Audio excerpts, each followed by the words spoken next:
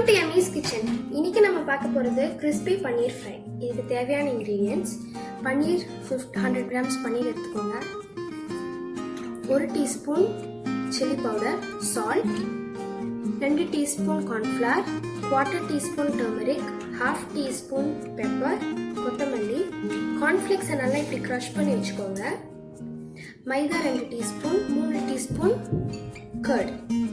இதை இந்த மாதிரி ஒரு கண்டெய்னரில் போட்டுக்கலாம். இதில் 2 டீஸ்பூன் கர்ட் நல்லா மிக்ஸ் பண்ணிக்கலாம். அப்புறமா 1 teaspoon chilli powder, pepper, turmeric,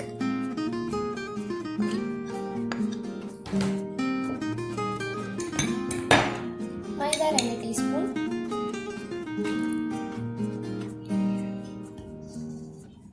இதை போட்டு நல்லா மிக்ஸ் பண்ணிக்கலாம் செமி சாலிடாக வர வரைக்கும்.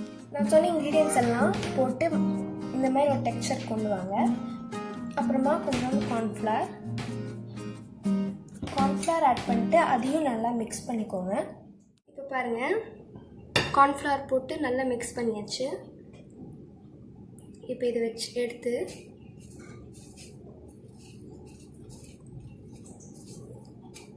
நம்ம க்ரஷ்ட் கார்ன்ஃப்ளேக்ஸில் நல்லா புரட்டி எடுத்து வச்சுக்கோங்க. நம்மளது ரெடி ஆயிடுச்சு. இது ஒரு 10 மினிட்ஸ் ஃப்ரிட்ஜில் வைங்க. இப்போது இது மாதிரி கடாயில் ஆயில் ஊற்றிக்கோங்க. இங்கே பாருங்கள், நம்மளோட பன்னீர் ரெடி ஆயிடுச்சு. இது நல்லா ஃப்ரீசர்லேருந்து எடுத்துக்கோம். இப்போ இதை போட்டு ஃப்ரை பண்ணிடலாம்.